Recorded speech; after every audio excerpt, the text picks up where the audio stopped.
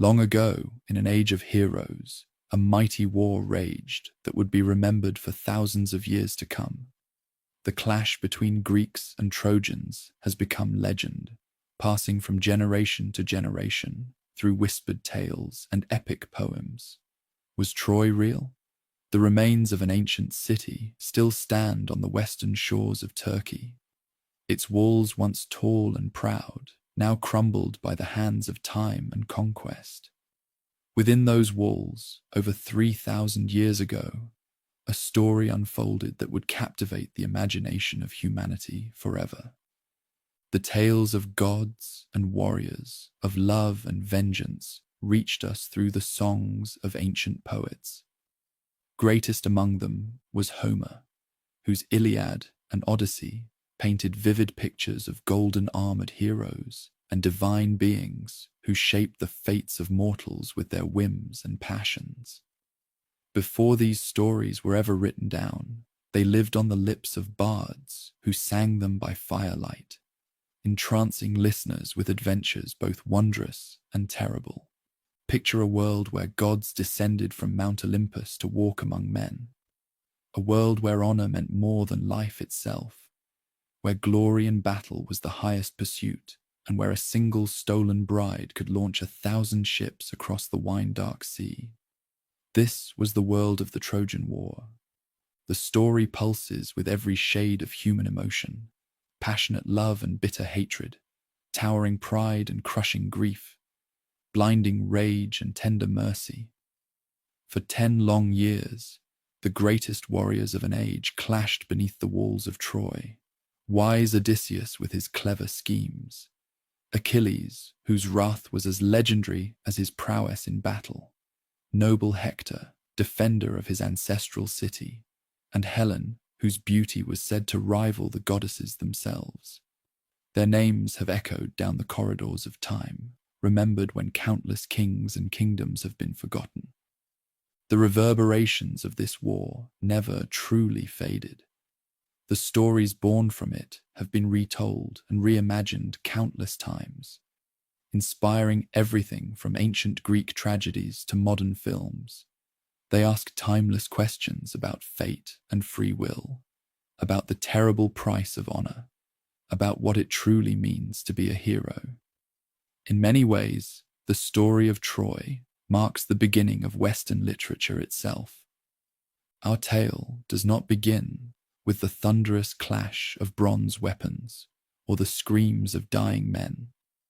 Instead, it starts with a celebration, a divine wedding feast that would plant the seeds of conflict and tragedy. Join me now as we travel back to that fateful day when the mortal king Peleus wed the sea nymph Thetis, and the first threads of Troy's destiny began to unravel. The palace of King Peleus gleamed with golden light on his wedding day. The mortal king had won the heart of Thetis, a silver-footed sea nymph of extraordinary beauty. Not since the earliest days of creation had there been such a union between mortal and immortal. The gods themselves descended from their mountaintop palaces to attend the celebration, bearing gifts and blessings for the unlikely couple. Zeus, Lord of Thunder and King of the gods, reclined at the head table. Beside him sat his wife Hera, Queen of Heaven, resplendent in her finery. Poseidon, master of the seas, brought treasures from the ocean depths. Apollo strummed his golden lyre, filling the hall with music sweeter than mortal ears had ever heard. Dionysus ensured the wine flowed freely, while Athena watched the proceedings with her keen grey eyes. All the Olympians had come, all save one. Eris, goddess of discord and strife, had received no invitation. Perhaps Peleus feared her presence would cast a shadow over the joyous occasion, or perhaps it was a simple oversight.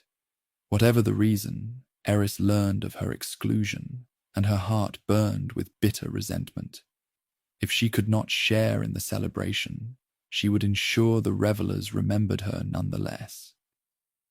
As the feast reached its height, with gods and mortals alike losing themselves in wine and merriment, a golden apple rolled across the banquet table. The fruit gleamed impossibly bright, catching every eye in the hall. Upon its lustrous skin, 3 words had been inscribed: "For the fairest." The celebration faltered as 3 goddesses rose from their seats, each convinced the apple was meant for her. Hera, the proud queen of the gods; Athena, the wise goddess of wisdom and strategic warfare; and Aphrodite, whose beauty was unmatched throughout creation. Each believed herself the rightful owner of the golden prize, and none would yield her claim. The dispute quickly grew heated. The 3 goddesses appealed to Zeus to judge between them, but the king of gods was too wise to make such a dangerous choice. Even Zeus, with all his power, dared not name one goddess fairer than the others, especially not when his own wife was among the contenders. Instead, he appointed a judge from among mortals, a young prince who watched his flocks on the slopes of Mount Ida, far from the splendor and intrigues of divine society. This shepherd prince was Paris, son of King Priam of Troy. Though raised among shepherds, Paris was actually born to royalty. Years earlier, his mother had dreamed that she would give birth to a flaming torch that would consume the city of Troy. The alarmed king had ordered the infant exposed on the mountainside, but fate had other plans. A kindly shepherd had found the child and raised him as his own. Now this forgotten prince, handsome and innocent of the world beyond his mountain pastures, would make a judgment that would shake the foundations of nations. Hermes, the fleet-footed messenger of the gods, led the 3 rival goddesses to the mountainside where Paris tended his sheep. The young man was startled by their radiant beauty, but the gods had given him the sight to behold their true forms, without being consumed by their glory. Each goddess, eager to win the golden apple, offered Paris a gift beyond mortal imagining if he would choose her. Hera spoke first, her voice regal and commanding. "Choose me as fairest," she said, "and I will make you a king among kings. You shall rule not just a city, but an empire that spans the known world. Power will be yours, and the respect of all men." Athena stepped forward next, her grey eyes gleaming with intelligence. "Choose me," she offered, "and I will make you the wisest of all warriors. Victory will follow you in battle, and your name will be remembered for your brilliant strategies and unmatched skill in combat." Last came Aphrodite, and when she spoke, her voice was like honey. "What use is power or glory?"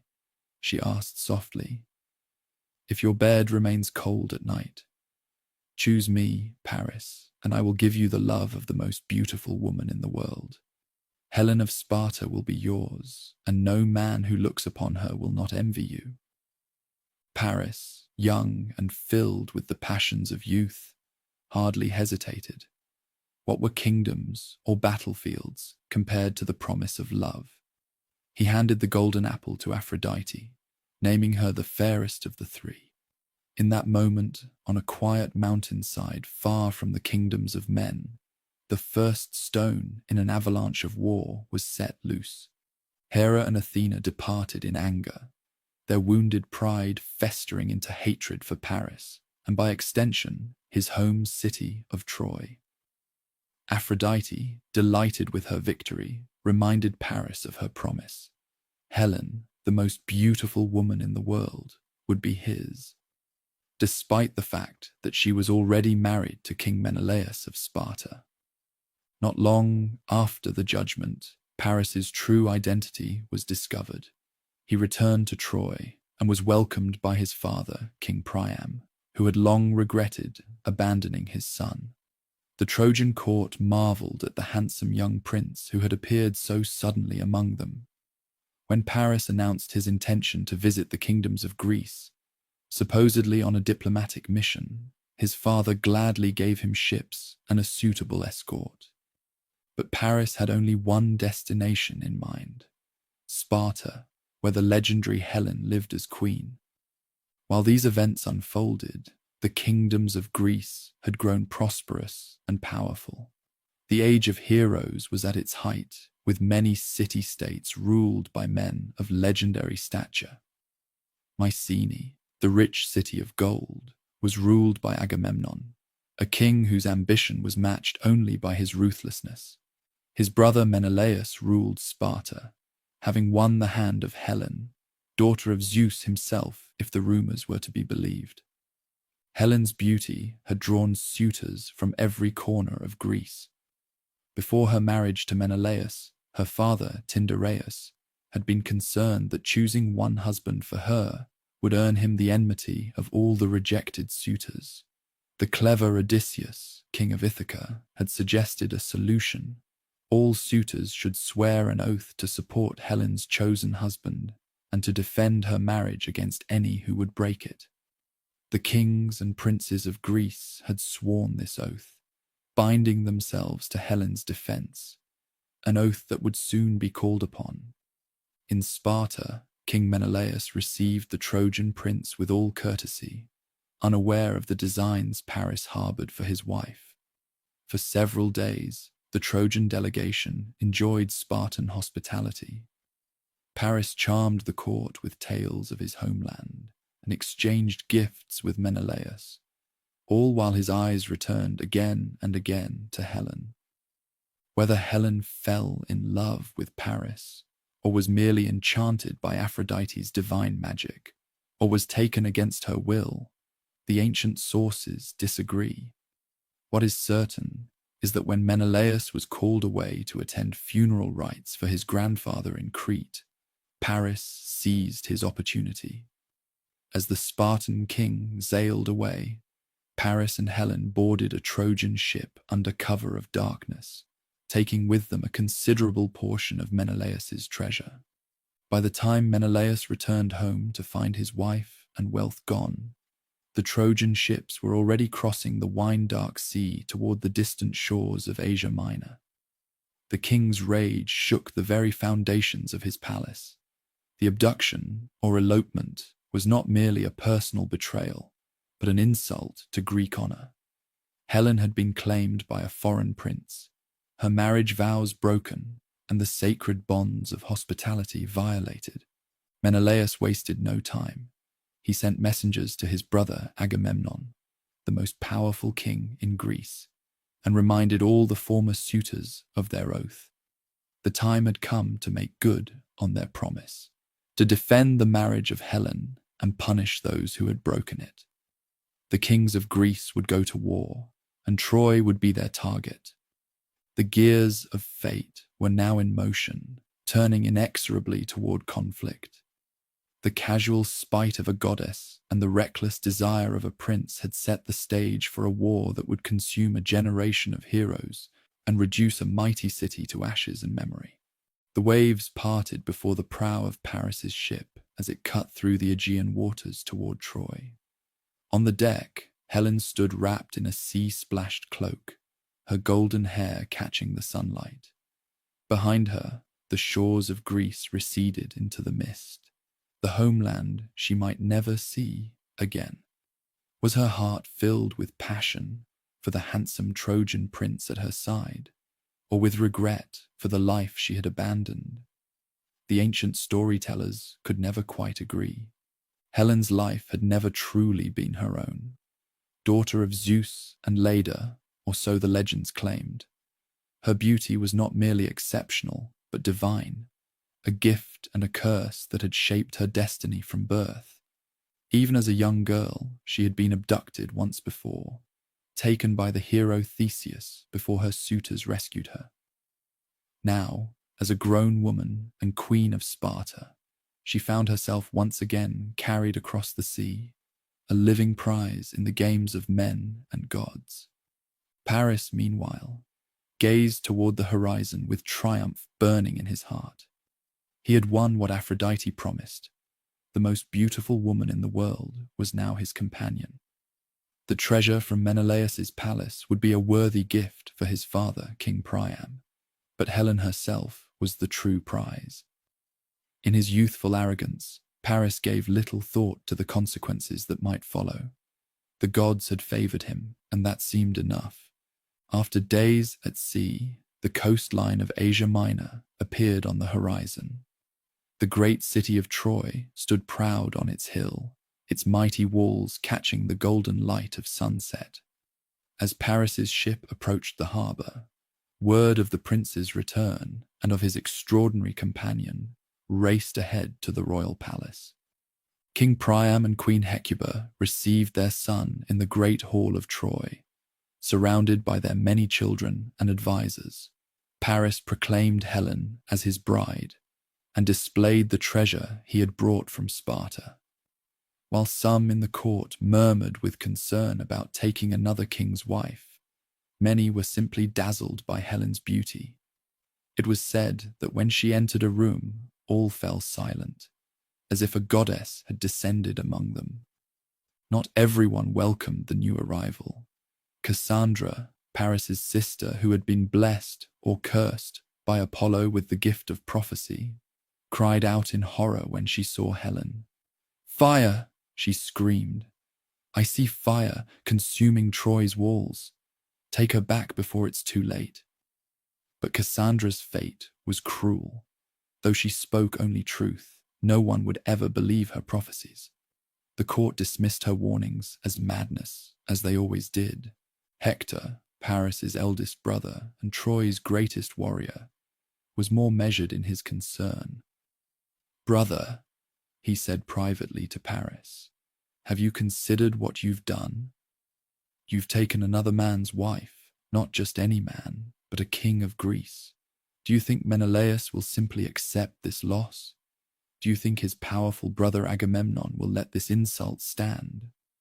Paris waved away these concerns. "The Greeks are divided among themselves," he replied. "Their kings quarrel as often as they feast together. And even if they do come, what of it? Has any army ever breached Troy's walls? Our city has stood for generations, protected by the gods themselves." In the days that followed, Paris and Helen were formally married according to Trojan custom.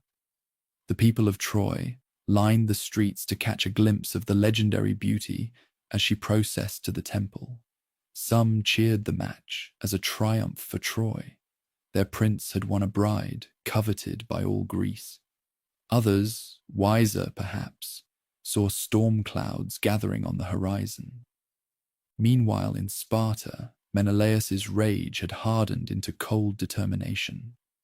The messengers he sent to his brother Agamemnon returned with promises of support.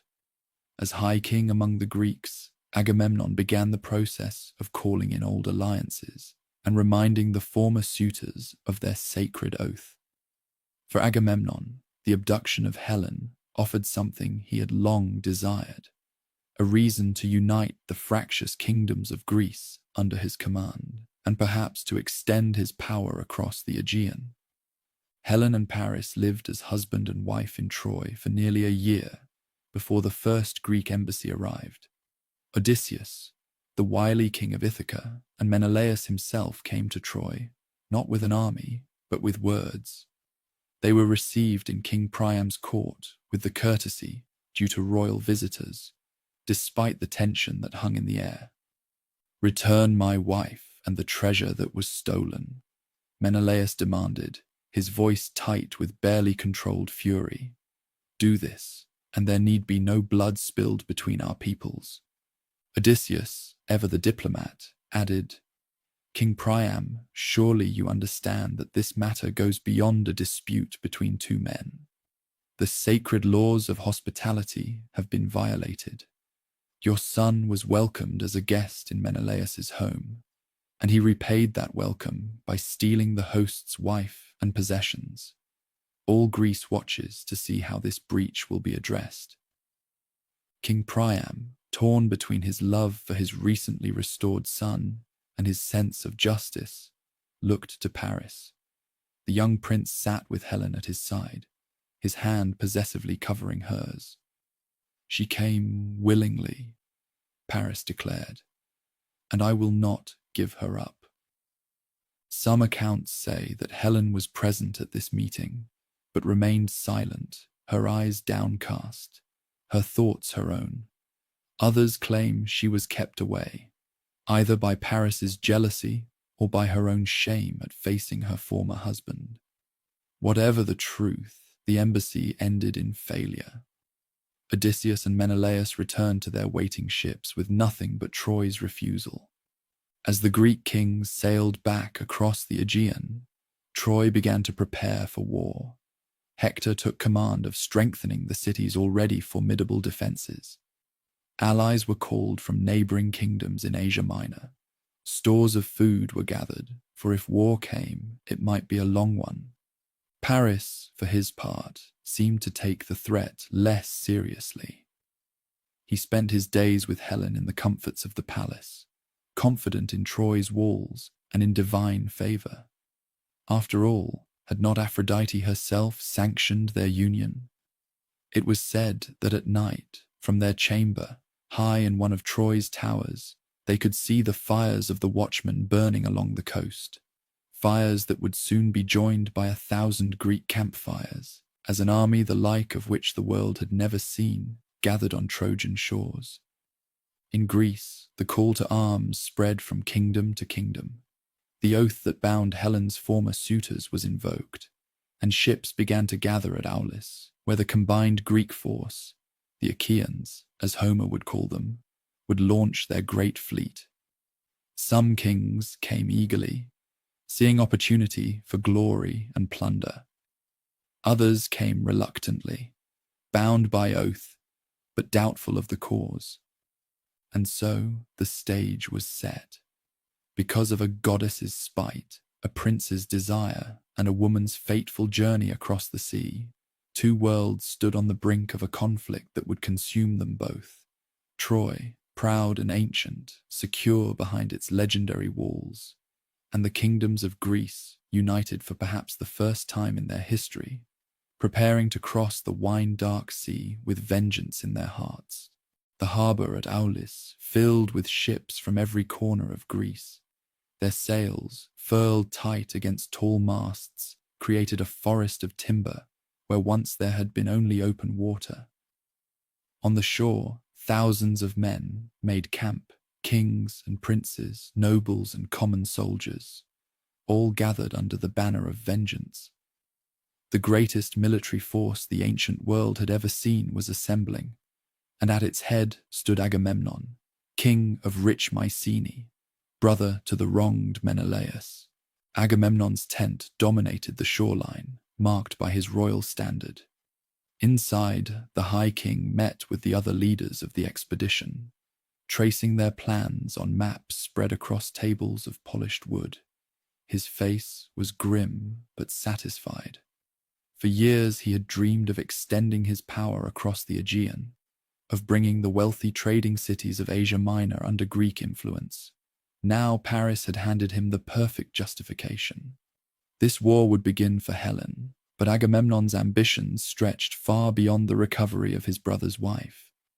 Not all of the Greek kings had come willingly to Aulis. Some had tried to evade the call, reluctant to leave their kingdoms for what might be years of fighting on distant shores. Odysseus, the clever ruler of rocky Ithaca, had feigned madness when Agamemnon's messengers arrived. He had yoked an ox and a horse together to plough his fields and sown them with salt instead of seed. But Palamedes, one of Agamemnon's craftier allies, had placed Odysseus's infant son Telemachus in the path of the plough. Odysseus had swerved to avoid his child, proving his sanity and revealing his deception. Bound by his oath, he had no choice but to join the expedition, though his heart remained in Ithaca with his wife Penelope and their son. The greatest challenge was finding Achilles, the young warrior whom prophecy named as essential to Greek victory, son of King Peleus and the sea nymph Thetis. Yes, the very couple whose wedding had set these events in motion. Achilles was said to be nearly invincible, the greatest fighter of his generation.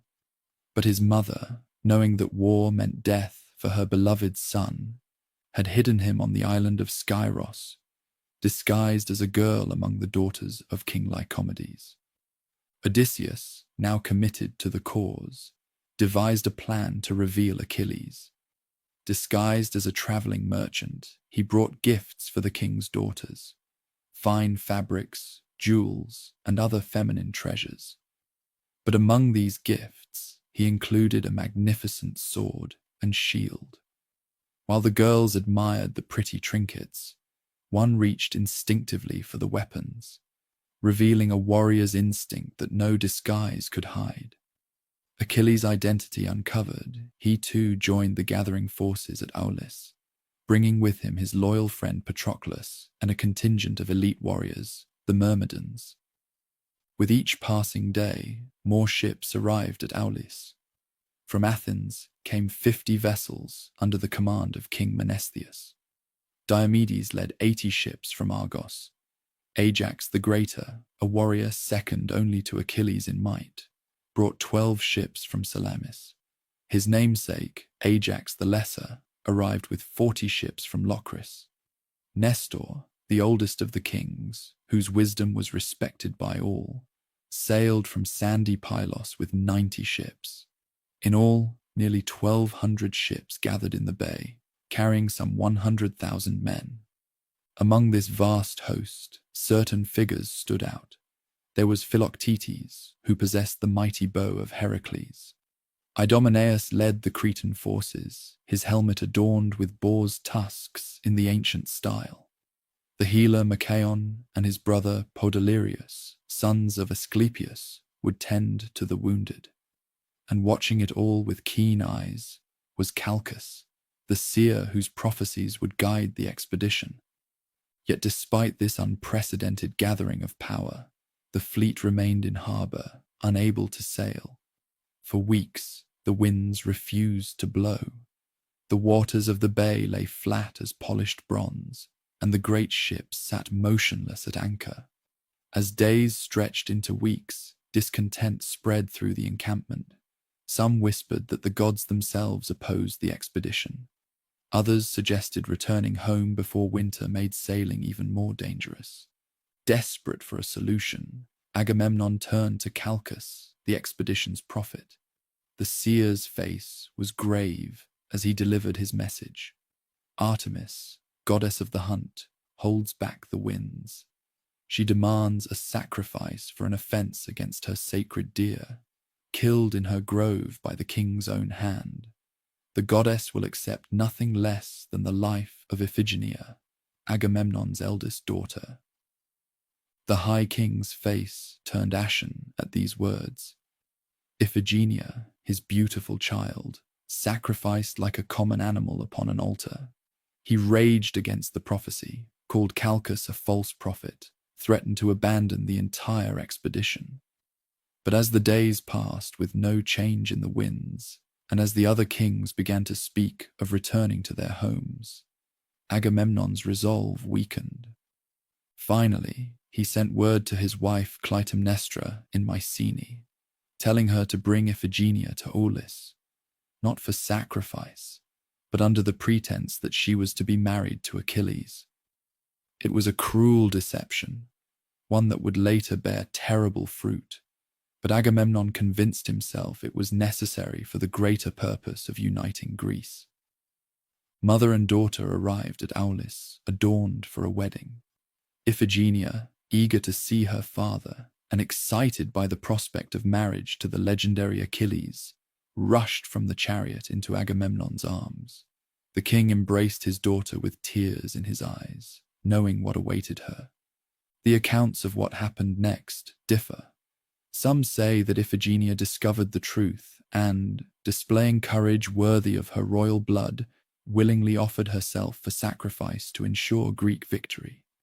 Others tell that she was taken by force to the altar, crying and pleading for her life while her father looked away in shame. A third tradition holds that at the final moment, Artemis herself intervened, replacing Iphigenia with a deer and spiriting the girl away to serve as a priestess in a distant land. Whatever the truth, after the ceremony was completed, the winds began to blow. The sails of 1,200 ships filled at last, straining against their ropes. The prophet Calchas declared the goddess appeased, and Agamemnon gave the order to depart. As the sun rose the following morning, the greatest armada the world had ever seen moved out of the bay at Aulis. Ship after ship passed between the headlands, their painted prows cutting through the waves, their decks crowded with armed men gazing toward the horizon. They left behind them a grieving mother, Clytemnestra, whose heart now burned with hatred for her husband, a hatred that would one day claim Agamemnon's life. But that reckoning lay far in the future. For now, the Greek fleet sailed east, with the favorable wind at their backs. The oarsmen established a steady rhythm, and the ships moved in formation across the Aegean Sea. Each night they would put in at an island to rest and take on fresh water, and each morning they would set out again, drawing ever closer to the shores of Troy. As they sailed, the bards among them sang of glorious deeds to come. Young warriors imagined themselves winning fame in battle beneath Troy's walls. The kings plotted strategies and alliances. None could know that this journey, which they expected to end in swift victory, was the beginning of a 10-year ordeal that would claim the lives of countless heroes and become the defining epic of their age. On the walls of Troy, watchmen kept their vigil day and night, scanning the eastern horizon for the first glimpse of enemy sails. Inside the city, Hector drilled the Trojan forces and their allies, preparing for the storm that was about to break upon them. Paris spent his time with Helen in the luxury of the palace, perhaps beginning to understand the gravity of what he had set in motion. And Helen herself, what thoughts passed through her mind as she awaited the arrival of her former countryman and her abandoned husband. The ancient poems are silent on this, leaving us to wonder whether she felt triumph, regret, or some complex emotion beyond simple description. The winds that had been held back for so long now blew steadily, carrying the Greek fleet ever closer to its destination. The gods watched from Mount Olympus, some favoring the Greeks, others the Trojans, all anticipating the clash of heroes that would soon echo across the plains of Ilium. The journey that had begun with a golden apple at a wedding feast was about to enter its most bloody phase. The vast Greek fleet carved its path across the Aegean, a moving city of timber and canvas stretched across the blue waters.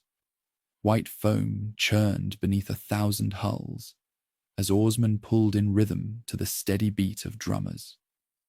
On the lead ship, Agamemnon stood at the prow, his crimson cloak snapping in the wind, his eyes fixed on the eastern horizon where Troy awaited.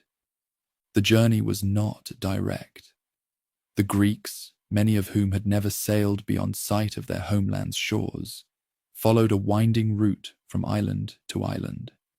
Each night they beached their vessels on sheltered shores, made camp, hunted for fresh meat, and refilled their water skins. The kings gathered around fires to discuss strategy, while the common soldiers told tales of home, or speculated about the glories and riches that awaited them in Asia. Not all the islands welcomed them as liberators or allies. Some, fearing Trojan reprisals should the expedition fail, refused to provide supplies. Others, with ties of trade or kinship to Troy, actively resisted. The first blood of the war was shed not beneath Troy's walls, but on these scattered islands, as the Greeks took by force what was not freely given. Achilles distinguished himself in these early conflicts. On the island of Tenedos, when local forces ambushed the Greeks as they came ashore seeking water, the young warrior led a counterattack that routed the defenders and captured their main settlement. It was here that he won, as his prize, the maiden Briseis, a fateful acquisition that would later trigger his withdrawal from the war. the fleet paused at the sacred island of Lemnos, where Philoctetes, bearer of the mighty bow of Heracles, suffered a terrible misfortune. A venomous serpent, guardian of a shrine, bit his foot. The wound festered, producing a stench so foul that the other Greeks could not bear his presence. Following Odysseus's counsel, Agamemnon ordered Philoctetes abandoned on Lemnos, leaving the suffering archer to fend for himself on the desolate island. This cruel decision, expedient though it seemed, would later force the Greeks to humbly seek the man they had discarded. As the fleet neared Trojan waters, Menelaus grew increasingly restless. 10 years had passed since he had last seen Helen, 10 years in which his love had curdled into something darker, a need for vengeance that consumed his thoughts. "Will she remember me?" he asked his brother one night as they shared wine beneath the stars. "Will she still be beautiful? Or has time dimmed what the poets called her god-touched radiance?" Agamemnon had no answers for these questions. His own thoughts dwelled not on Helen, but on Troy's rumored wealth and the glory that would come from conquering a city thought unconquerable. And perhaps, in quiet moments, his mind returned to Aulis and the daughter he had sacrificed to reach this point, a memory he pushed away each time it surfaced. Before the fleet could reach Troy itself, an important question needed resolution: where precisely to land? Troy's immediate coastline offered few suitable beaches for landing such a massive force. Moreover, the Trojans would certainly be watching these approaches most carefully. Nestor, the oldest and wisest of the kings, advised caution. "We should not announce ourselves with the full strength of our fleet. Let us send a smaller force first, to secure a landing place and assess the Trojan defenses." Odysseus agreed with this plan, but added his own counsel. "Before we commit to battle, we should at least attempt to resolve this matter through diplomacy. Perhaps, seeing our strength, Priam will return Helen and make reparations without the need for bloodshed." And so it was decided. A small advance fleet would proceed to the Trojan coast, while the main force would temporarily hold position among the scattered islands offshore, hidden from Trojan scouts. Odysseus, known for his persuasive speech, would lead an embassy to Troy once a beachhead was established. The advance ships, led by Protesilaus of Phyllis, approached the Trojan shore at dawn. From hiding places among the coastal rocks, Trojan archers watched the Greek vessels draw near. As the first ship grounded on the beach and lowered its gangplank, a hail of arrows greeted the invaders. Protesilaus, eager for the glory of being first ashore on Trojan soil, leapt from his ship with shield raised. An arrow found the gap between his shield and breastplate, piercing his lung. He staggered forward 3 steps onto Trojan land before falling. In that moment, he fulfilled an old prophecy, that the first Greek to touch Trojan soil would be the first to die. Despite this inauspicious beginning, the advance force pushed forward, driving back the Trojan defenders and securing a large enough section of beach for the main fleet to land. Word was sent to Agamemnon, and soon the full Greek armada approached the shore, an awesome sight that caused even the bravest Trojan scouts to retreat toward the safety of their city's walls. As thousands of Greek soldiers established their camp on the Trojan plain, Odysseus prepared for his diplomatic mission. With Menelaus at his side and a small honor guard, he approached Troy's mighty gates, carrying olive branches as symbols of peaceful intent. The Trojans, impressed by this gesture and curious about the kings who had sailed so far to their shores, opened their gates and escorted the Greek embassy to Priam's palace. In the great hall of Troy, before the assembled court, Odysseus spoke with all the eloquence for which he was famous.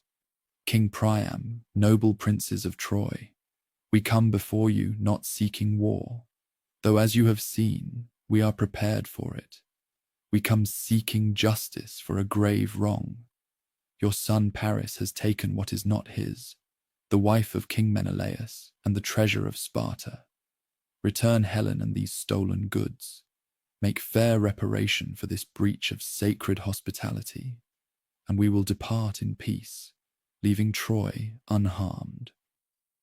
Menelaus then stepped forward, his eyes scanning the hall for Helen, but finding only curious Trojan faces. I speak not as a king now, but as a husband. Return my wife to me.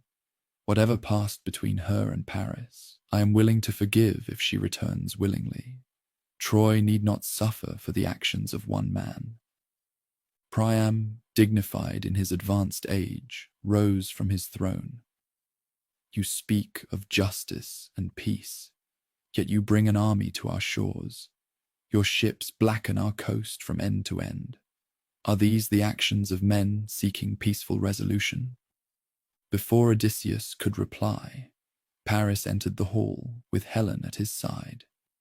Her face was veiled, but all eyes turned to her nonetheless. Paris spoke with the confidence of youth, seemingly untroubled by the gravity of the situation. Helen is my wife now, by her own choice, and by the blessing of Aphrodite herself. What kind of husband would I be if I surrendered her to another man? What kind of Trojan would surrender what he loves because of Greek threats? Menelaus started forward, hand moving instinctively to his sword, but Odysseus restrained him. This was neither the time nor place for violence. The Greek embassy departed without achieving its goal, but not before Antenor, one of Priam's oldest advisors, pulled Odysseus aside. Not all in Troy support this folly. Some of us urged returning the woman before your ships even appeared on our horizon. But Paris has the king's ear, and Priam's love for his son blinds him to the danger. With the failure of diplomacy, both sides prepared for war. The Greeks expanded their beachhead, building a fortified camp that stretched along the shore, with their ships drawn up on the beach behind palisade walls. The Trojans gathered their forces within their city and sent messengers to their allies throughout Asia Minor, calling for aid against the Greek invaders. From the walls of Troy, Helen watched the Greek camp taking shape on the distant shore. Did she search the milling figures for a glimpse of her former husband? Did she regret the choices, or lack of choices, that had brought two nations to the brink of war? The ancient tales are silent on her thoughts, leaving only the image of a woman watching from the walls as armies gathered to fight in her name. The stage was now set for a conflict that would last far longer than either side anticipated. The Greeks had reached Troy, their mighty force assembled on foreign soil. The Trojans stood firm behind their legendary walls, confident in their defenses and their divine protectors. Soon the plain between city and sea would echo with the clash of bronze, the war cries of heroes, and the names of men seeking glory in the face of death. Dawn broke over the plain of Troy, painting the sky in shades of rose and gold. The bronze tips of Greek spears caught the early light as the army formed its battle lines. Across the field, the gates of Troy swung open and Trojan forces marched out to meet their foes. The first major battle of the war was about to begin.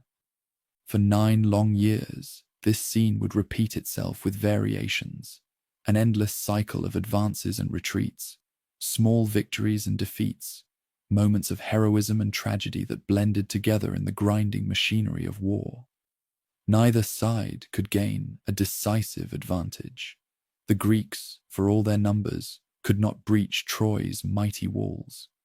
The Trojans, despite occasional successes in the field, could not drive the invaders back into the sea. In those early years, the war spread beyond the plain of Troy itself. Realizing that a direct assault on the city might prove impossible, Achilles led raids against Troy's allies and supply lines. With his myrmidons, elite warriors who followed him with unwavering loyalty, he attacked 12 cities by sea and 11 by land, according to Homer's count. Each fell before his fury, adding to his legend and filling the Greek camp with plunder and slaves. Among the cities sacked was Lyrnessus, where Achilles captured Briseis, a noblewoman whom he took as his prize. Though she came to him as a captive, something grew between them that transcended their circumstances. Not love, perhaps, but a mutual respect that made her more than simply a spoil of war in his eyes. Meanwhile, Odysseus and Diomedes led scouting missions and ambushes, using cunning where strength alone might fail. During one such mission, they captured Dolon, a Trojan spy, who revealed valuable information about Troy's defenses and allies before meeting his end at Greek hands. The Trojans were not passive in these exchanges. Hector, Troy's greatest warrior and Paris's elder brother, led bold sorties against the Greek camp. With his distinctive helmet with its horsehair plume, he was a rallying point for Trojan forces and a figure of dread for Greek soldiers. Unlike Paris, whose interests lay more in the pleasures of the palace than the hardships of battle, Hector embodied the ideal of Trojan nobility, a devoted husband to Andromache, a loving father to his son Astyanax, and a tireless defender of his city. The gods themselves took sides in this mortal conflict. Apollo, the archer god, favored Troy, as did Aphrodite, who had started the war through her promise to Paris, and Ares, who delighted in the bloodshed. The Greeks found supporters in Hera and Athena, still bitter over Paris's judgment, and in Poseidon, who held an ancient grudge against Troy for a slight by a previous king. Zeus, father of gods and men, attempted to remain neutral, though his sympathies often seemed to lean toward the Trojans. Divine intervention manifested in various ways. Sometimes a god would deflect an arrow, meant for a favored hero, or strengthen a warrior's arm at a crucial moment. At other times, the immortals took a more active role, appearing on the battlefield in disguise to turn the tide of battle. When Aphrodite saw Paris losing a duel to Menelaus, she wrapped her protégé in a mist and spirited him away to safety, an inglorious rescue that did little for the prince's reputation among his own people. Life in the Greek camp settled into routines over the years.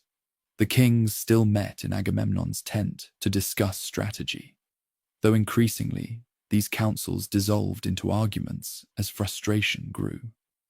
The common soldiers built more permanent structures for themselves, accepting that this would be no quick campaign. They fished, hunted in the nearby hills, and held competitions to maintain their fighting edge during lulls in the fighting. Inside Troy, conditions gradually deteriorated as the siege continued. While the city's massive grain stores prevented starvation, fresh meat and produce became increasing luxuries. The constant state of alert wore on civilians and soldiers alike. Children who had been infants when the war began were now old enough to train with wooden swords, preparing to take their places on the walls if the conflict continued much longer. Helen's position in Troy grew more complex as the years passed. Some Trojans blamed her for their suffering, whispering curses as she passed. Others, including the elderly King Priam, treated her with kindness, seeing her as a victim of fate and divine manipulation rather than the cause of their troubles. She spent hours on the walls, watching the distant battles, sometimes called upon to identify Greek heroes for the Trojan observers who had never seen these men in peacetime. In the 8th year of the war, a potential turning point arrived with the appearance of Rhesus, king of Thrace, who came to Troy's aid with fresh troops and magnificent white horses. A prophecy stated that if these horses drank from the river Xanthus and grazed on Trojan grass, the city would never fall. Learning of this through spies, Odysseus and Diomedes undertook a night mission into the Trojan camp. Under cover of darkness, they slaughtered the sleeping Rhesus and many of his men, then stole the prophetic horses before they could fulfill the conditions that would have made Troy impregnable. This pattern of raid and counter-raid, of battle followed by uneasy truce, might have continued indefinitely, had not a fateful quarrel erupted in the Greek camp, a dispute between kings that would change the course of the war and lead to the deaths of its greatest heroes. During a successful raid on a town allied with Troy, the Greeks captured two noble women. Chryseis, daughter of Chryses, a priest of Apollo, and Briseis, who was given to Achilles after the sack of Lyrnessus. Agamemnon claimed Chryseis as his prize, but soon after, a plague struck the Greek camp. Calchas the seer revealed the cause. Apollo was punishing them for Agamemnon's enslavement of the priest's daughter.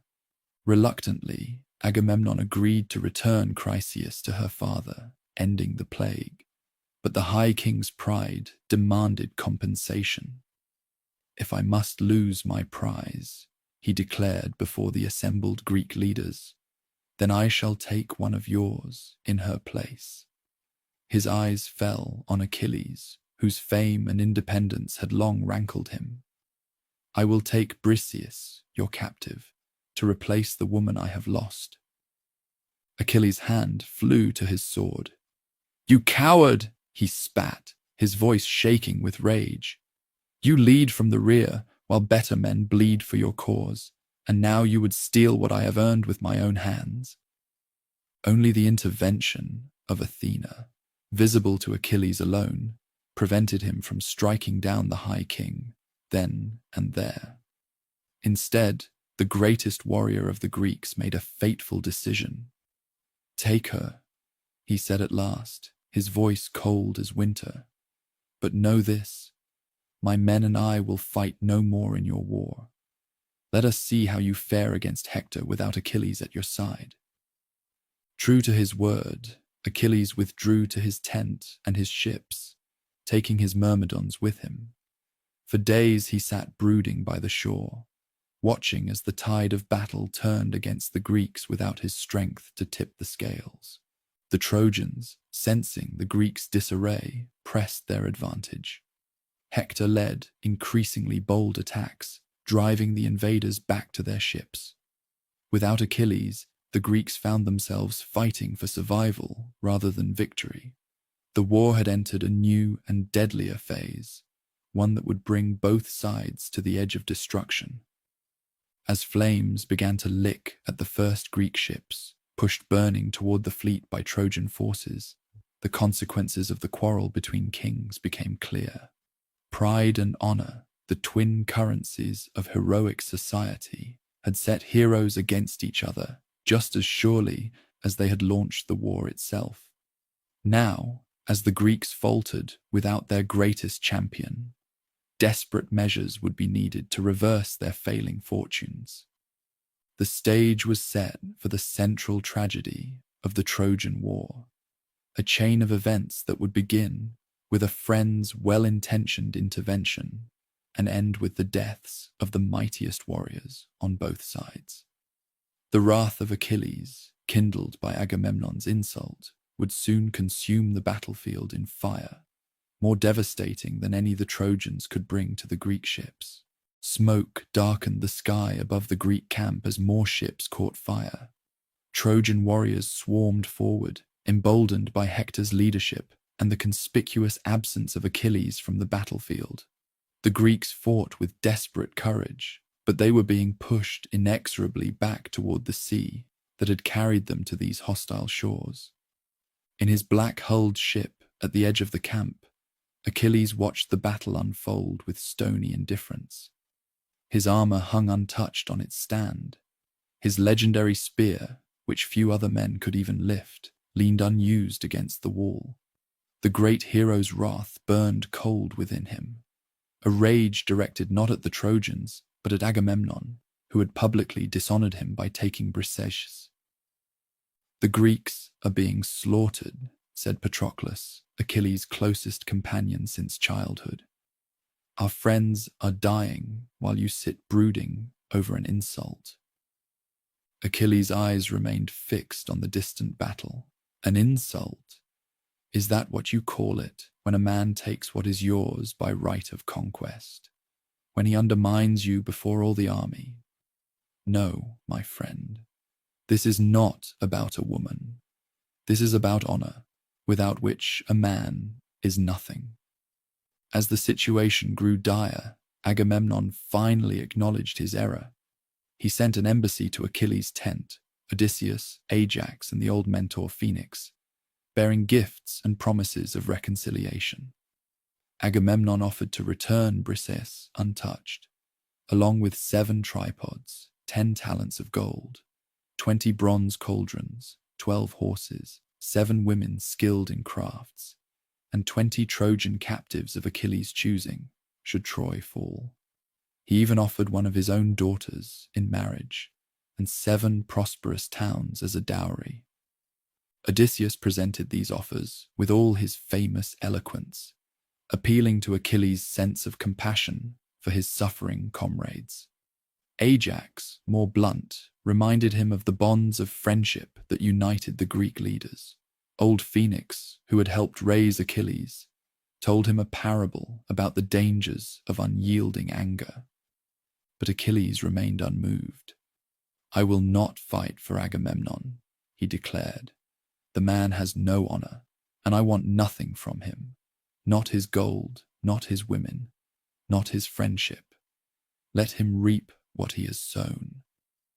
The embassy returned empty-handed, leaving the Greek leaders to prepare for what seemed inevitable defeat.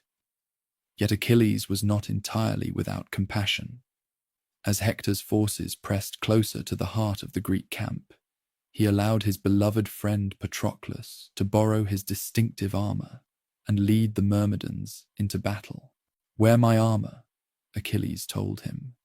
"The Trojans will think I have returned to the fight and may lose heart. But listen carefully. Push them back from our ships, but go no further. Do not pursue them to the walls of Troy. The gods favor Hector within sight of his city." Patroclus agreed, though his heart was already racing with the prospect of glory.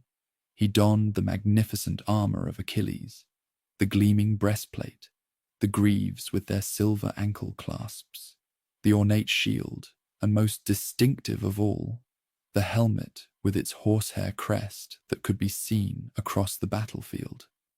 The effect of his appearance was exactly as Achilles had predicted.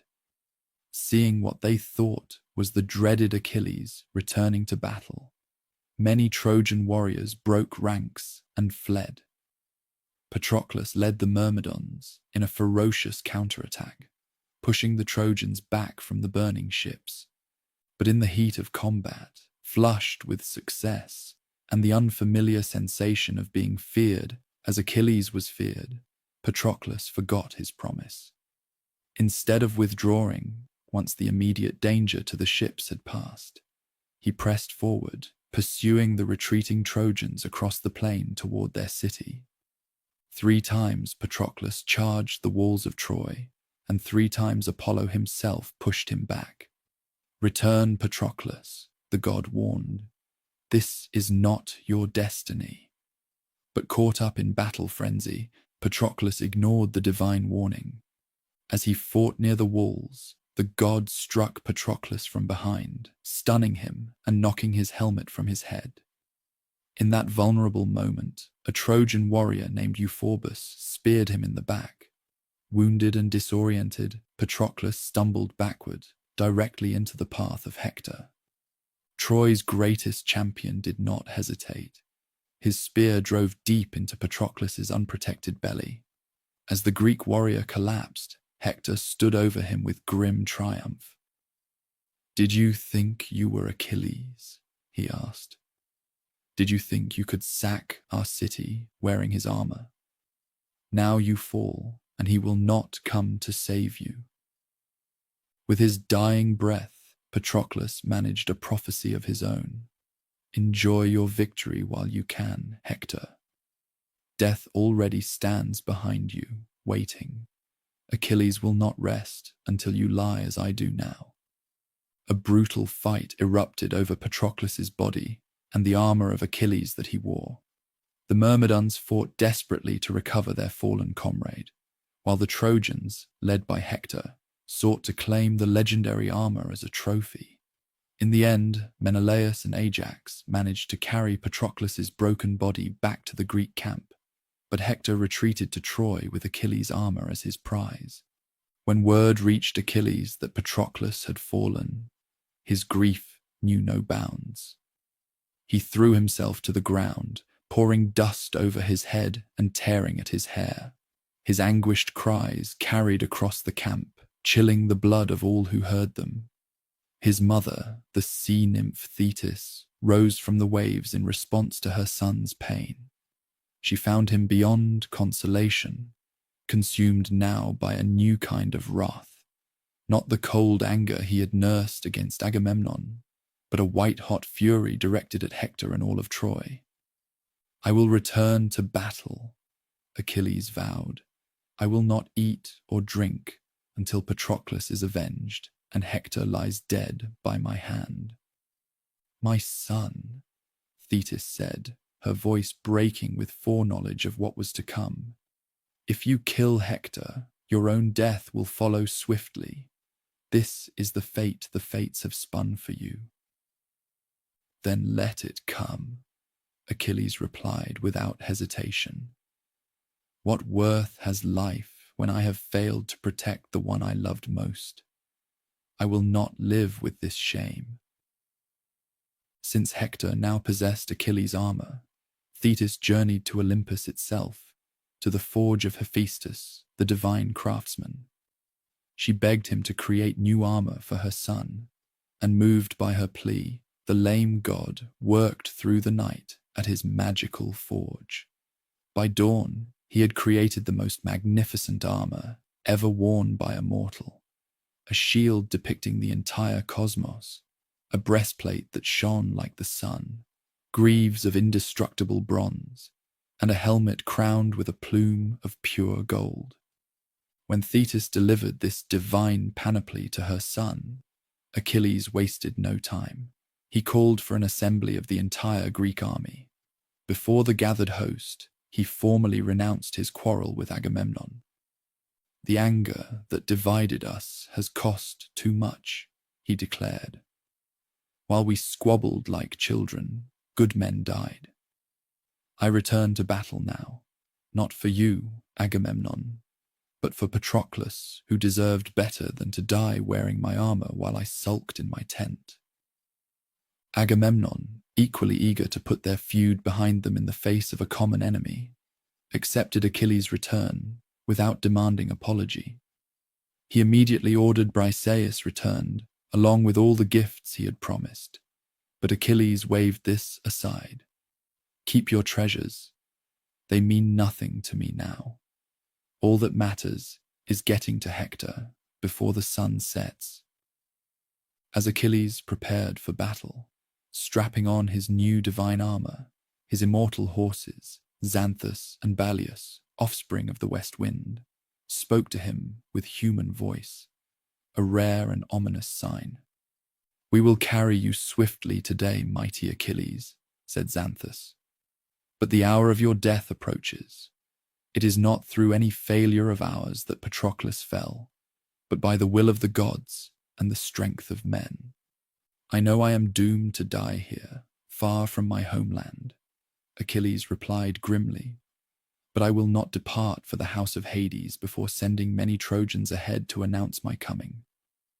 When Achilles finally charged onto the battlefield in his gleaming new armor, the effect was terror-inducing. Trojans who had been confidently pursuing the Greeks now turned and ran in panic. Many were cut down as they fled. Others, in their desperation to escape, plunged into the river Scamander, where Achilles followed, slaughtering them in such numbers that the river god himself rose up in protest, nearly drowning the hero in his swirling waters. Only the intervention of Hephaestus, who sent fire to dry up the river's fury, saved Achilles from this divine wrath. Freed from the river's clutches, he continued his rampage across the plain, driving the surviving Trojans back to their city like frightened cattle. At the gates of Troy, only one man remained outside, as the massive doors swung shut behind the retreating army. Hector, Troy's champion, waited alone to face the approaching storm. His father, King Priam, and his mother, Hecuba, pleaded with him from the walls to come inside, to fight another day. But Hector stood his ground. "I cannot hide behind walls while others die for me," he said. "I led our forces in their confidence. I cannot abandon them in their fear." As Achilles drew nearer, however, even Hector's courage faltered. The man approaching him seemed more than human, his divine armor blazing in the sun, his face a mask of unstoppable fury. At the last moment, Hector's nerve broke, and he ran, not in the shame of cowardice, but in the instinctive recognition that he faced something beyond mortal opposition. 3 times they circled the walls of Troy, Achilles in pursuit, Hector in flight. The gods watched from above, Apollo, who had protected Hector many times before, and Athena, who ensured Achilles would not fail in his pursuit. It was Athena who finally ended the chase by appearing to Hector in the guise of his brother, suggesting they make a stand together. When Hector turned to find his brother was not there, Achilles was upon him. The duel between the 2 greatest warriors of their age was brief but terrible. Hector fought with the desperate courage of a man defending everything he loved, but Achilles fought with the transcendent fury of a man who had nothing left to lose. The outcome was never truly in doubt. Achilles' spear found the gap at Hector's throat, one of the few vulnerable spots in the armor that had once belonged to Achilles himself. As Hector lay dying, he made a final request. "I beg you, by your own life and by your parents, do not leave my body to be devoured by dogs and birds. Accept the ransom my father will offer, and let him give me proper burial rites." But Achilles, still consumed by grief and rage, was beyond such human considerations. "Beg me not by my parents," he snarled. "I wish my fury would drive me to cut your flesh and eat it raw for what you've done. No ransom will convince me to return your body. The dogs and birds will have you, as you would have done with Patroclus had you taken him." With his last breath, Hector prophesied, "Remember, on the day Paris and Apollo bring you down before the Scaean gates, remember my words."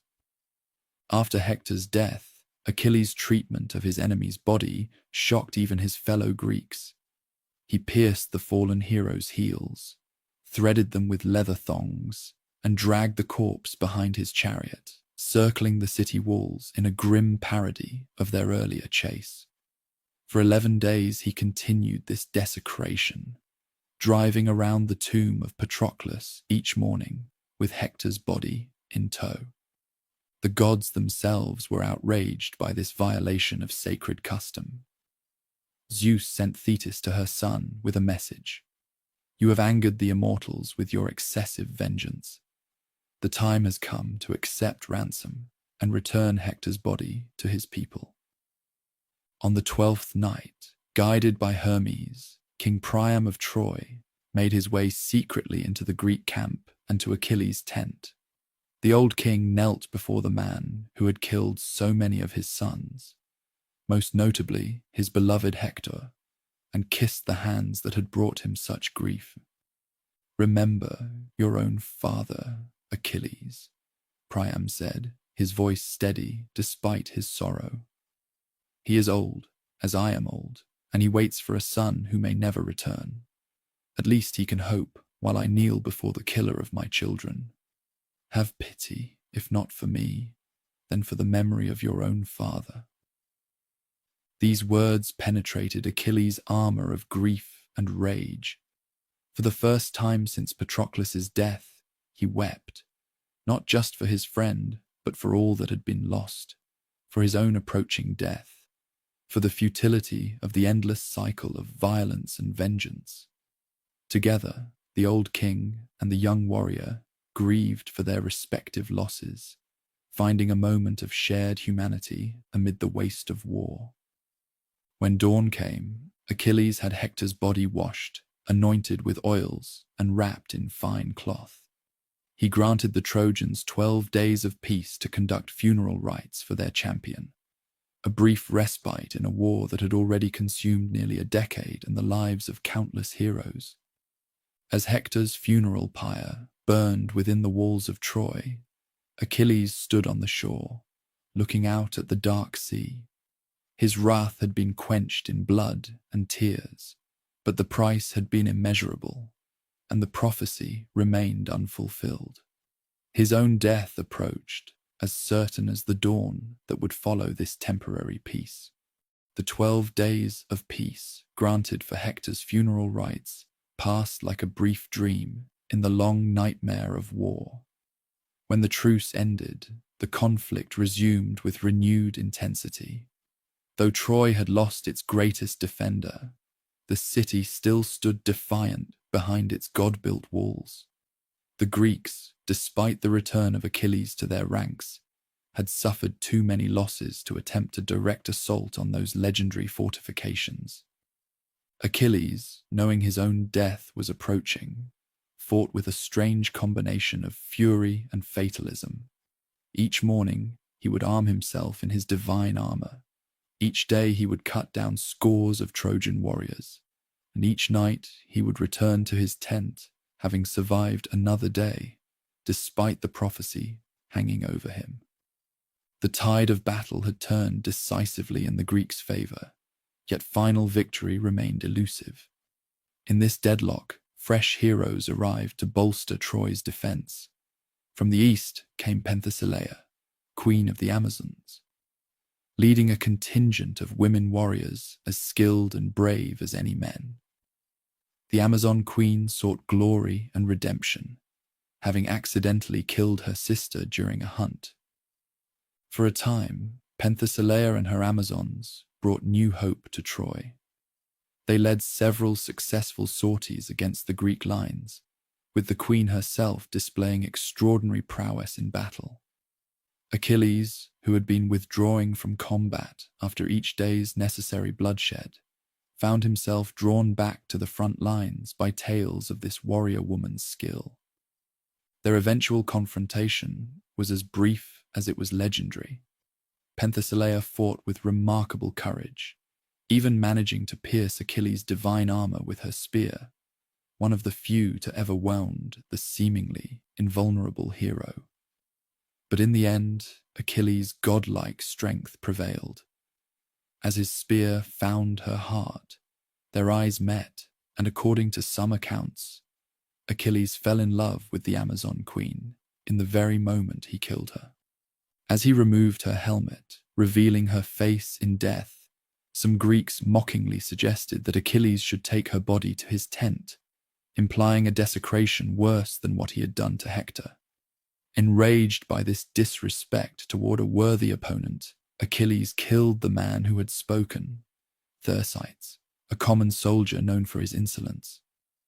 This act divided the Greek camp, with some feeling Achilles had overstepped by killing a fellow Greek over a fallen enemy.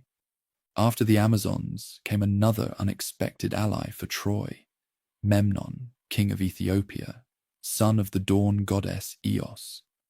His arrival with a substantial force once again shifted the momentum of battle. Memnon's prowess was second only to Achilles, and he cut down many Greek heroes, including Nestor's son, Antilochus, who sacrificed himself to save his elderly father from Memnon's spear. Grief-stricken over the death of Antilochus, who had been dear to him since the loss of Patroclus, Achilles sought out Memnon for a duel that the gods themselves watched with special interest. On Olympus, Zeus weighed the fates of the two heroes on golden scales, and Memnon's scale sank, foretelling his doom. The duel between Achilles and Memnon was long and evenly matched. Both were sons of immortal mothers. Both wore divine armor. Both fought with superhuman skill. Spears were cast and dodged. Swords clashed and shields buckled, until at last Achilles drove his blade beneath Memnon's breastplate. As the Ethiopian king fell, his mother Eos wept tears that became the morning dew, and she continues to mourn him each dawn to this day. With each victory, Achilles drew closer to his prophesied doom. Even as the Trojans retreated toward their gates following Memnon's defeat, Paris, who had started the war but rarely distinguished himself in battle, stood with Apollo at the Scaean gate. As Achilles pursued the fleeing Trojans, Paris nocked an arrow to his bow. Apollo guided the shot to the one vulnerable spot on Achilles' body, his heel, which had not been dipped in the river Styx when his mother had sought to make him immortal as an infant. The arrow struck true, piercing the tendon that would forever after bear Achilles' name. The great hero stumbled, then fell, unable to believe that his end had come not at the hands of a worthy opponent in fair combat, but from a distance, shot by the man whose actions had launched the war. As Achilles lay dying, Paris and the Trojans moved to take his body, but Ajax and Odysseus fought their way to their fallen comrade, driving back the enemy and recovering the corpse of their greatest warrior. The death of Achilles plunged the Greek camp into mourning, more profound even than when Patroclus had fallen. For 17 days, the funeral games held in his honor paused the fighting as heroes competed to honor his memory. His divine armor became the subject of a bitter dispute between Ajax and Odysseus, both of whom had risked their lives to recover his body. When the Greek leaders awarded the armor to Odysseus in recognition of his cunning and strategic mind, Ajax, the physically strongest Greek after Achilles, was driven mad by the slight to his honor. In his madness, he slaughtered a flock of sheep, believing them to be his fellow Greeks who had wronged him. When he came to his senses and realized what he had done, his shame drove him to fall upon his own sword. Thus, within a short span, the Greeks had lost their three greatest warriors, Patroclus, Achilles, and Ajax. Victory seemed more distant than ever, especially when Apollo's priest Calchas revealed that Troy would never fall while it possessed the Palladium, a sacred statue of Athena that protected the city. Odysseus and Diomedes undertook a dangerous night mission, infiltrating Troy through underground passages, stealing the Palladium and escaping back to the Greek camp. Still, the walls stood unbreached. 10 years of siege, countless heroes dead on both sides, and the end seemed no closer than when the 1,000 ships had first landed on Trojan shores. It was then that Odysseus, whose strategic mind had been sharpened by a decade of inconclusive warfare, conceived a plan so audacious that it would either bring about Troy's downfall or result in the final destruction of the Greek forces. "We cannot defeat Troy through strength of arms," he told the assembled Greek leaders in Agamemnon's tent. "Their walls are impregnable, built by the gods themselves. But what if we could convince the Trojans to bring us inside those walls of their own accord?" The plan that Odysseus outlined that night, the stratagem of the wooden horse, would become the most famous military deception in history, a testament to the adage that when strength fails, cunning may yet prevail. Meanwhile, within Troy's walls, the mood was cautiously optimistic. The death of Achilles had raised hopes that the siege might soon be lifted. Paris, elevated in status by his fortunate shot, strutted through the palace as if the war were already won, but his triumph was short-lived. In a skirmish outside the walls, Paris himself was wounded by a poisoned arrow shot by Philoctetes, who had finally been brought from Lemnos to the Greek camp after a prophecy revealed that Troy could not fall without Heracles' bow, which Philoctetes possessed.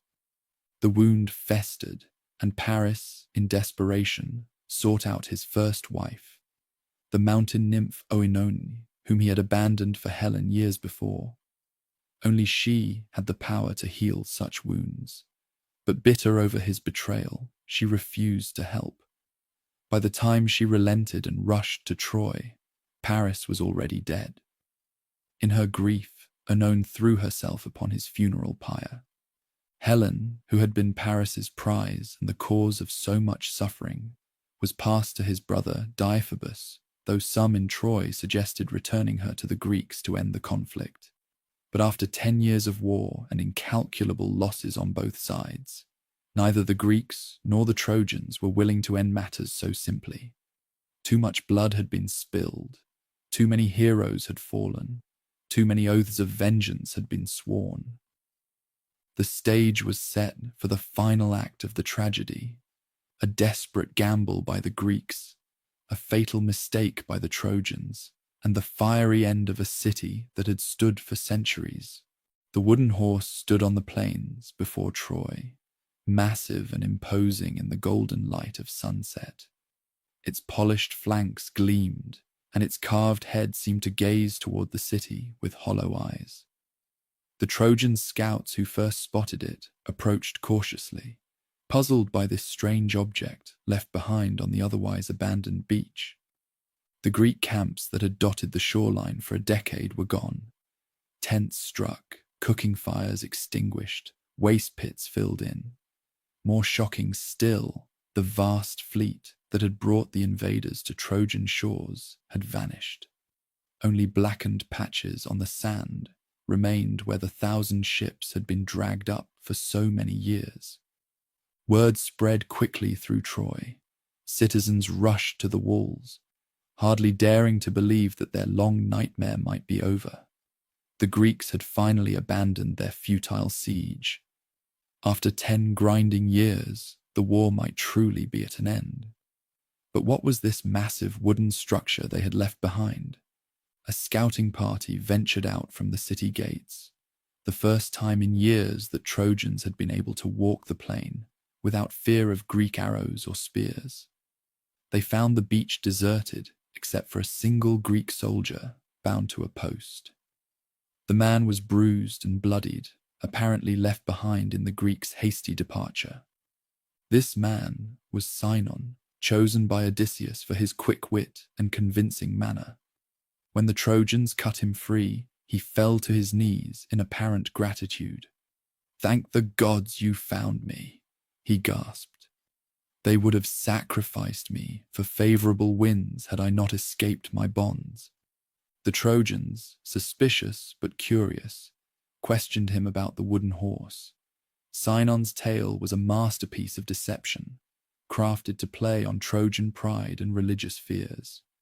"The horse is an offering to Athena," he explained, "built at Chalcus, the prophet's instruction. The Greeks made it so large that you could not bring it through your gates, ensuring it would remain outside your walls. For there is a prophecy. If the Trojans take possession of this offering to Athena, they will one day invade Greece and destroy our cities as you almost destroyed Troy. But if you damage the horse, Athena's wrath will fall upon Troy." The Trojans debated what to do with this strange gift as they escorted Sinon back to the city. Some, like Thymoetes, urged bringing the horse inside as a trophy of their victory. Others, more suspicious, suggested burning it or at least examining it more carefully. Laocoon, a priest of Apollo, voiced the strongest objections. Rushing down from the citadel, he cried, "Have you lost your minds? Do you really believe the Greeks have given up and sailed away? This is surely a trick. Either there are armed men inside this thing, or it's a machine to overtop our walls, or some other deception. Whatever it is, do not trust it." To emphasize his point, Laocoon hurled his spear at the horse's flank. The hollow thud that echoed back should have confirmed his suspicions, but at that very moment, the gods intervened to seal Troy's fate. As Laocoon returned to the shore to sacrifice a bull to Poseidon, two enormous serpents emerged from the sea. With horrifying speed, they wrapped themselves around the priest and his two young sons who had joined him for the ritual. Before the eyes of the terrified Trojans, the serpents crushed the three to death, their screams cutting off as their ribs cracked in the powerful coils. Having completed their grim work, the serpents slithered away to the temple of Apollo on the citadel. The stunned Trojans interpreted this as divine punishment for Laocoon's assault on the horse. They murmured, "The priest was struck down for his impiety. The horse must truly be sacred to Athena." Then came a second sign.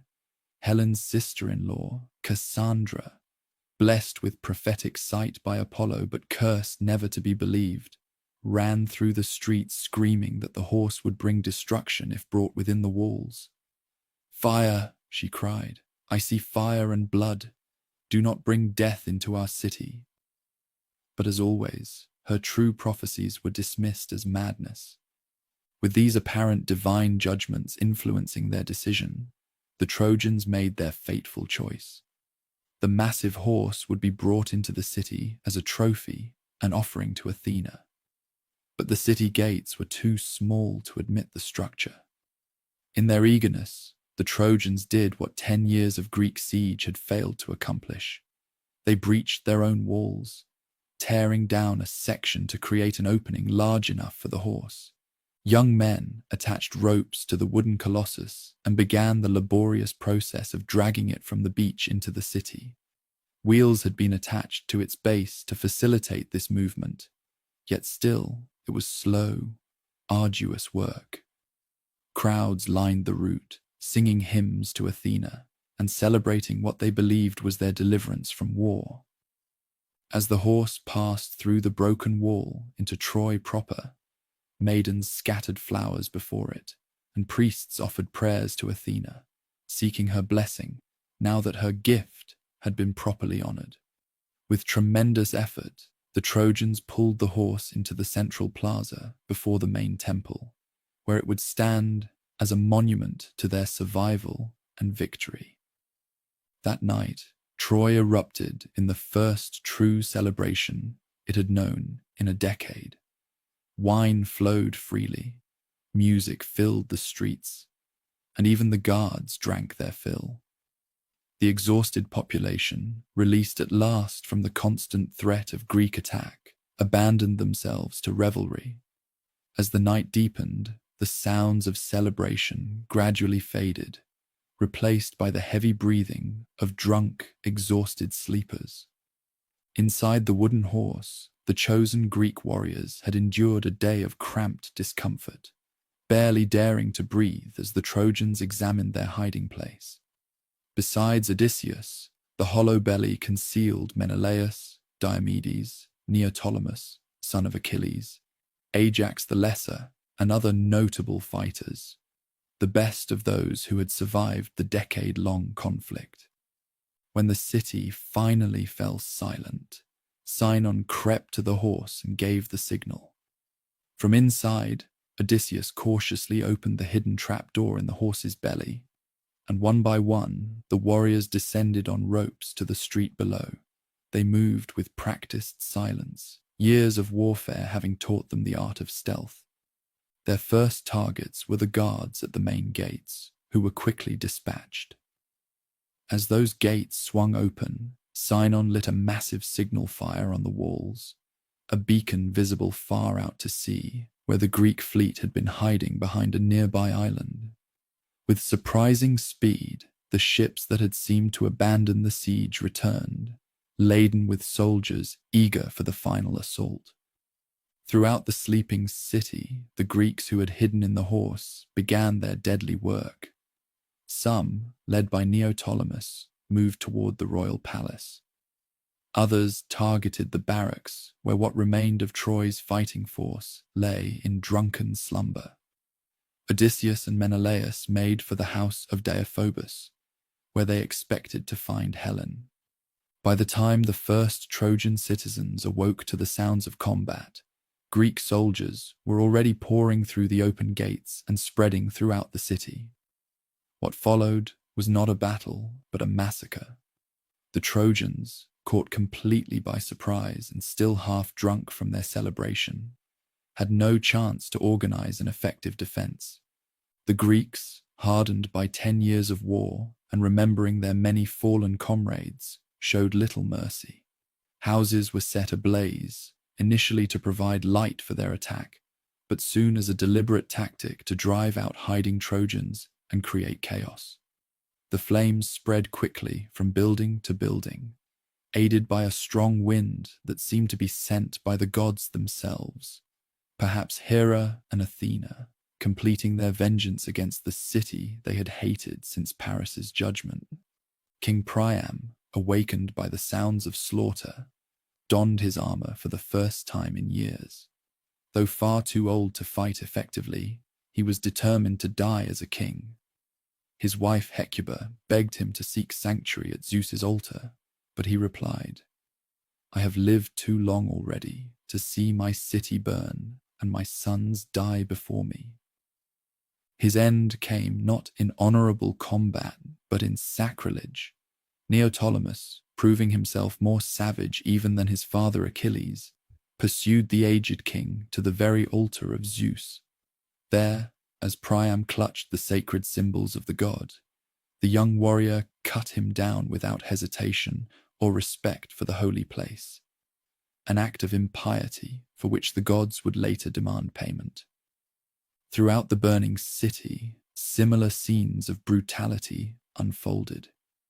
Ajax the Lesser found Cassandra clinging to the statue of Athena, seeking sanctuary in the goddess's temple. Unmoved by the sacred location or the young woman's desperate pleas, he violated her beneath the very eyes of Athena's statue. The goddess, outraged by this desecration, marked Ajax for destruction. In the house of Deiphobus, Paris's brother who had married Helen after Paris's death, Menelaus finally confronted the woman who had been the cause, or at least the catalyst, of the entire war. Some stories say Helen had already betrayed her Trojan husband, signaling to the Greeks with lamps placed in the windows. Others suggest she was as surprised as any Trojan by the night attack. Menelaus burst into their bedchamber with his sword raised, intending to kill both his wife and her new husband. Deiphobus died quickly, but when Menelaus finally stood face to face with Helen, something unexpected happened. Whether it was her legendary beauty, her skillful pleading, or some remnant of the love he had once felt for her, Menelaus found he could not strike the fatal blow. Instead, he dragged her roughly toward the ships, declaring she would face judgment back in Sparta. As dawn broke over Troy, the destruction was nearly complete. The royal palace, which had stood for centuries, was consumed by flames. The temples were looted of their treasures. The streets were filled with the bodies of the dead and the cries of the dying. Those Trojans who had survived, primarily women, children, and the elderly, were being herded toward the beach like cattle, destined for slavery in distant Greek lands. Among these captives was Andromache, widow of Hector. Her grief, already immeasurable from her husband's death, was compounded by unimaginable horror as she watched Greek soldiers take her young son, Astyanax, Hector's only child, and throw him from the high walls of the city. The Greeks had decreed that no male of Priam's royal line could be allowed to live, lest he grow up to seek vengeance for Troy. Hecuba, who had been queen of the wealthiest city in Asia, was reduced to a wailing captive, her white hair matted with the ashes of her burning kingdom. She had lived to see almost all of her many children die. Paris, Hector, and so many others fallen in battle, and now her daughters dragged away to slavery. In her overwhelming grief, Some accounts say she was transformed into a howling dog, forever giving voice to her anguish. The fall of Troy was completed as the sun climbed higher in the sky. The Greeks gathered their plunder and captives on the shore, preparing to load them onto the waiting ships. The city continued to burn behind them, black smoke rising in a column visible for miles, a funeral pyre for a civilization. Before departing, the Greeks performed funeral rites for their fallen and made offerings to the gods, some in gratitude, some in appeasement, for the many impieties committed during the sack of the city. Agamemnon claimed Cassandra as his prize, a fateful choice that would eventually lead to his own violent end. Ajax the Lesser, having offended Athena with his treatment of Cassandra, refused to make proper sacrifices, boasting that he had triumphed despite the god's will, another act of hubris that would seal his doom. After 10 long years, the Trojan War was over. The Greeks had achieved their stated goal. Helen was recovered, Troy was punished, but at a terrible cost. Thousands of their countrymen lay buried in foreign soil. Those who survived were changed, hardened by war, and haunted by the atrocities they had committed. And for many, the true hardships were just beginning. As the Greek fleet finally departed from the smoking ruins of Troy, they could not know what awaited them. The voyage home would prove as deadly as the war itself for many. Storms sent by offended gods would scatter the fleet. Some ships would sink beneath the waves. Others would be blown far off course. Of the heroes who had set out for Troy a decade earlier, some would wander for years before seeing their homelands again. Others would return only to find treachery awaiting them. Very few would enjoy peaceful ends to their days. The destruction of Troy marked the end of an age, the twilight of heroes, the closing chapter of a more mythic time when gods walked among men and mighty warriors performed deeds worthy of song. The bards would keep these tales alive for centuries, ensuring that names like Hector and Achilles, Odysseus and Agamemnon would never be forgotten. And what of Troy itself? The city that had stood proud for centuries was reduced to smouldering ruins, its wealth plundered, its people enslaved or slaughtered. Yet even in destruction, it achieved a kind of immortality. Though its walls were leveled and its towers toppled, Troy would live forever in the words of poets, a cautionary tale of pride and folly, of divine caprice and human suffering, of how a single act, Paris's seizure of Helen, could unleash consequences beyond imagining. In time, the ruins were buried under layers of earth.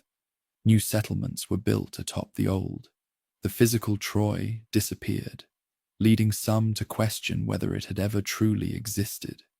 Was it merely a poet's invention, a metaphor, a legend? For nearly 3,000 years, the location of Troy remained a mystery. Then, in the late 19th century, an amateur archaeologist named Heinrich Schliemann, guided by clues in Homer's text, began excavations at a site in northwestern Turkey called Hisarlik. There he uncovered the remains of not one city, but 9, built one atop another through the centuries. One of these layers, now referred to as Troy 7, showed signs of violent destruction, dating to approximately 1250 BCE, roughly the time when the Trojan War is thought to have occurred. Whether this proves the historical reality of Achilles and Hector, of Helen and Paris, remains debatable. Perhaps the truth lies somewhere between myth and history, a real conflict expanded and embellished through centuries of oral tradition before Homer captured it in verse. What is certain is that the story of Troy continues to captivate us, to speak to something essential about the human experience, the terrible cost of pride, the futility of war, the power of love and hatred to shape destinies.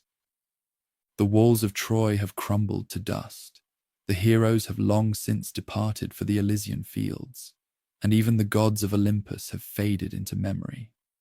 Yet the echoes of that ancient conflict still resonate, reminding us that in our glories and our failings, in our capacity for both valor and savagery, we remain connected to those distant ancestors who fought and died beneath the walls of sacred Ilium.